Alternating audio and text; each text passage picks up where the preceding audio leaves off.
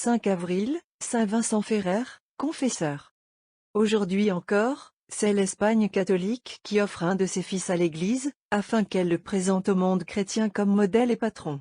Vincent Ferrer, ou, comme on l'appelait, l'ange du jugement, vient à nous en proclamant l'approche proche du juge des vivants et des morts. Au cours de sa vie, il a traversé presque tous les pays d'Europe, prêchant cette terrible vérité. Et les gens de cette époque sont partis de ses sermons frappant leur sein, criant à Dieu d'avoir pitié d'eux, en un mot, convertis. En ces jours, la pensée de ce jour horrible, où Jésus-Christ apparaîtra dans les nuées du ciel et jugera l'humanité, n'a pas le même effet sur les chrétiens. Ils croient au jugement dernier, parce que c'est un article de foi.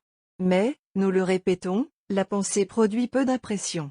Après de longues années d'une vie pécheresse, une grâce spéciale touche le cœur et nous assistons à une conversion.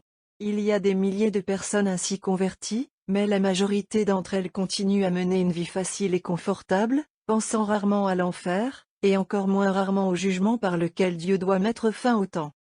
Il n'en était pas ainsi à l'époque chrétienne. Il n'en est pas non plus ainsi aujourd'hui avec ceux dont la conversion est solide. L'amour est plus fort en eux que la peur. Et pourtant, la crainte du jugement de Dieu vit toujours en eux et donne de la stabilité à la nouvelle vie qu'ils ont commencée.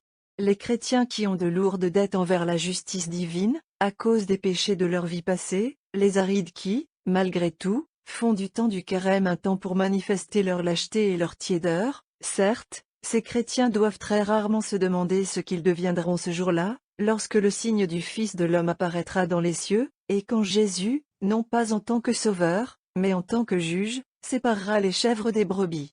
Matthieu 25 2.31-46, on pourrait supposer qu'ils ont reçu une révélation de Dieu, que, le jour du jugement, tout ira bien avec eux. Soyons plus prudents. Prenons nos gardes contre les illusions d'une indifférence fière et satisfaite de nous-mêmes. Assurons-nous, par un repentir sincère, l'espérance bien fondée, que, le jour terrible qui a fait trembler les saints même, nous entendrons ces paroles du divin juge qui nous sont adressées, « Viens, béni de mon Père, possédez le royaume préparé pour vous, depuis la fondation du monde. » Matthieu 25. 34, Vincent Ferrer quitte la paisible cellule de son monastère, afin d'aller réveiller les hommes à la grande vérité qu'ils avaient oubliée, le jour de la justice inexorable de Dieu. Nous n'avons pas entendu ces prédications, mais n'avons-nous pas l'Évangile? N'avons-nous pas l'Église qui, au début de ce temps de pénitence, nous a prêché la terrible vérité, que saint Vincent a prise comme sujet de ses instructions?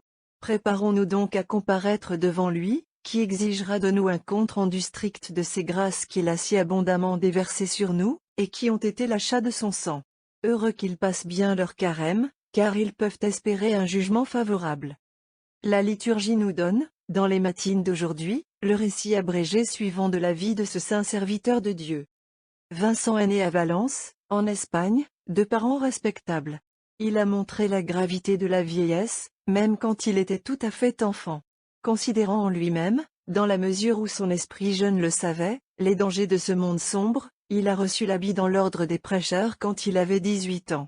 Après sa profession solennelle, il s'appliqua diligemment aux études sacrées et obtint, avec beaucoup d'applaudissements, le grade de docteur en divinité. Peu de temps après, il obtint de ses supérieurs la permission de prêcher la parole de Dieu.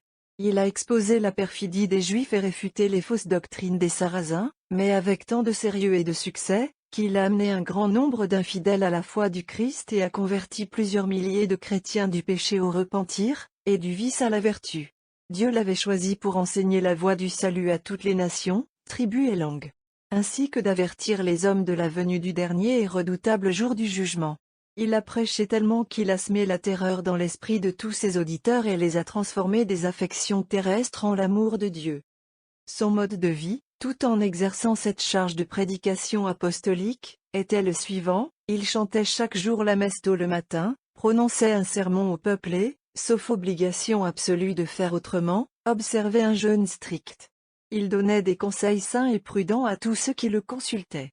Il ne mangeait jamais de chair et de viande et ne portait jamais de vêtements en lin. Il réconcilia les partis en conflit et rétablit la paix entre les nations qui étaient en désaccord. Il s'efforça avec zèle de restaurer et de maintenir en union le vêtement sans couture de l'Église, qui, à cette époque, était loué par un schisme terrible. Il brillait dans toutes les vertus. Il était simple et humble, et traitait ses vilipendants et ses persécuteurs avec douceur et affection. Nombreux étaient les signes et les miracles que Dieu a accomplis à travers lui, en confirmation de la sainteté de sa vie et de sa prédication. Il rétablissait très souvent la santé des malades, en posant ses mains sur eux. Il chassa les esprits impurs des corps de ceux qui étaient possédés. Il donnait l'ouïe aux sourds, la parole aux muets, la vue aux aveugles. Il guérissait les lépreux et ressuscitait les morts. Finalement, usé par la vieillesse et les infirmités corporelles, après avoir voyagé à travers de nombreux pays d'Europe, et récolté une abondante moisson d'âmes, cet infatigable héros de l'Évangile a mis fin à sa prédication et à sa vie à Vannes, en Bretagne, en l'année de notre Seigneur 1419. Il fut canonisé par le pape Calixte III. Le bréviaire dominicain contient les responsories et les antiennes suivantes en l'honneur de cet illustre prédicateur. Le Père céleste, le souverain de toutes les nations, a envoyé, au soir du monde, un nouveau prophète, Vincent, l'instructeur du peuple chrétien. Il annonce aux hommes l'approche du jugement de Dieu, que tous les hommes verront de leurs yeux. Craignez Dieu, c'est son exclamation préférée, le temps est venu pour son jugement, que tous les hommes verront de leurs yeux. Marchant sur le chemin ardu du Christ, et fuyant les plaisirs terrestres, il convainquit les hommes de la vérité, et mit en fuite les ténèbres de l'erreur. Il donna la lumière au pays de l'Occident, et son nom fut proclamé dans le monde entier. Ses doctrines étaient plus bienvenues que la lumière du soleil, son monde était plus ardent que le feu. Il a donné la lumière au pays de l'Occident, et son nom a été proclamé dans le monde entier. Il a passé la nuit dans les saintes écritures, éveillé à la contemplation et à l'étude, au lendemain, comme une belle étoile, il brille d'un merveilleux rayon de sagesse, le soir, il a un remède salvateur pour toutes sortes de maladies. Il ne passe pas une heure de cette journée, où il ne fait pas une bonne action. Le soir, il a un remède pour toutes sortes de maladies. Il enflamme l'esprit de ses auditeurs par ses paroles de vie éternelle, il inspire au cœur des hommes un amour des dons célestes, sublimement il traite des vertus, enseigne aux hommes comment brider chaque vice. Des foules enthousiastes le suivent, quand il prêche ses doctrines divines. Enseignez aux hommes comment brider chaque vice. Vincent, béni par la lumière prophétique, parlait admirablement de la fin du monde, il se coucha, comme le soleil, dans le monde occidental, et, entouré d'une troupe d'anges, il monta dans les demeures brillantes du ciel. Comme il a dû être grandiose, ô Vincent, votre éloquence qui pouvait réveiller les hommes de leur léthargie et les faire ressentir toutes les terreurs de l'affreux jugement.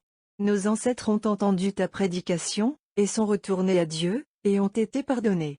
Nous aussi, nous étions somnolents d'esprit quand, au début de ce temps saint, l'Église nous a éveillés à l'œuvre de notre salut, en saupoudrant nos têtes de cendre et en prononçant sur nous la sentence de notre Dieu, par laquelle nous sommes condamnés à mourir.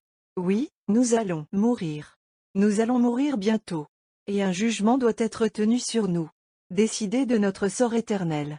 Alors, au moment fixé dans les décrets divins, nous nous relèverons, afin d'assister au jugement solennel et terrible.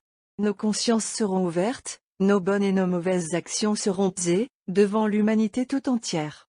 Après quoi, la phrase déjà prononcée sur nous dans notre jugement particulier sera rendue publique. Pécheurs tels que nous sommes, comment pourrons-nous porter l'œil de notre Rédempteur, qui sera alors notre inexorable juge? Comment allons-nous supporter même le regard de nos semblables, qui verront alors tous les péchés que nous avons commis? Mais surtout, laquelle des deux phrases sera la nôtre? Si le juge le prononçait en ce moment même, nous placerait-il parmi les bienheureux de son Père, ou parmi les maudits? À sa droite, ou à sa gauche? Nos pères ont été saisis de peur quand toi, ô Vincent, tu leur as posé ces questions. Ils ont fait pénitence pour leurs péchés et, après avoir reçu le pardon de Dieu, leurs craintes se sont apaisées et la sainte joie a rempli leurs âmes. Anges du jugement de Dieu, priez pour nous, afin que nous soyons poussés à la peur salutaire. Dans quelques jours, et nous verrons notre Rédempteur monter sur la colline du Calvaire, avec le poids lourd de sa croix sur lui. Nous l'entendrons ainsi parler aux filles de Jérusalem, ne pleurez pas sur rue, mais pleurez pour vous-même et pour vos enfants, car si dans le bois vert ils font ces choses, que faut-il faire à sec?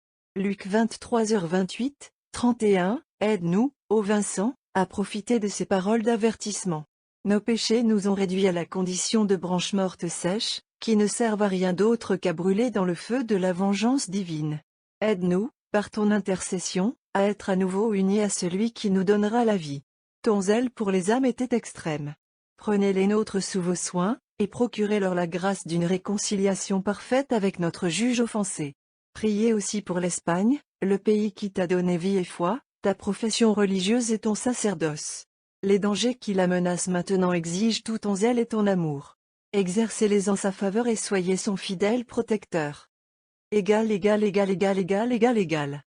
Ce texte est tiré de l'année liturgique, écrit par Dom Prosper Guéranger.